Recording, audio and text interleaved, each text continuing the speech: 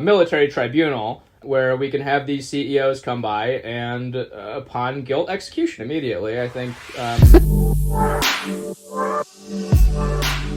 it can't be that hard in the U.S. to gain 500 pounds. A lot of people are doing it. I think it's just because fast food is so cheap. But everybody's doing it. Yeah, well, I mean, I hope not. But we have whole TV shows dedicated to people just being enormous. Like, we need to stage interventions. You ever see those shows where it's like, you've gained 40 pounds when you were supposed to lose 30 for this surgery. What happened? And the people are like, I was malnourished. And you're like, you weigh like 600 pounds. You were not malnourished. But yeah, I think part of it is just because fast food is so good. But I am a little bit concerned with how it's so cheap. I mean, think of like the supply chain for your hamburger. Right? Okay, so you got your cow, right? Allegedly, this is how it all starts.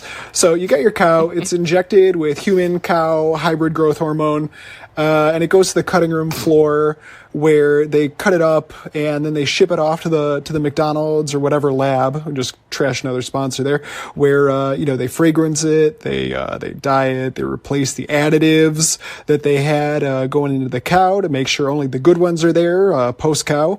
And from the lab it goes to the freezer, and from the freezer it goes to the truck that's hopefully frozen, and then it ends up at your McDonald's where they fry it and they serve it up. And you're telling me they can do all of that and it still costs $1? Something doesn't seem right there, right? After all, I mean, is nobody concerned that the price doesn't rise with inflation? I think does it not? Is it not an economy of scale? Dude, the dollar menu still exists, but I think it's been $1 since 9/11. Like, something's not right here. I don't buy it. I don't believe that every year they save enough money on supply chain management improvements to keep the price where it is. They're either growing the cows in, you ever see the movie The Island where they just grow clones for like rich people? I feel like it's got to be something like that where we're just eating cloned cows, or we're eating something else entirely. Do you agree with that? I don't know. I mean, I want to believe in the economy of scale, and I also want to believe in the power of putting sawdust in food to make it cheaper. I think that it's not... What's the problem? Well, Taco Bell got hit for that. You remember when, whatever government regulatory agency was like, this isn't even... You can't call this legally meat.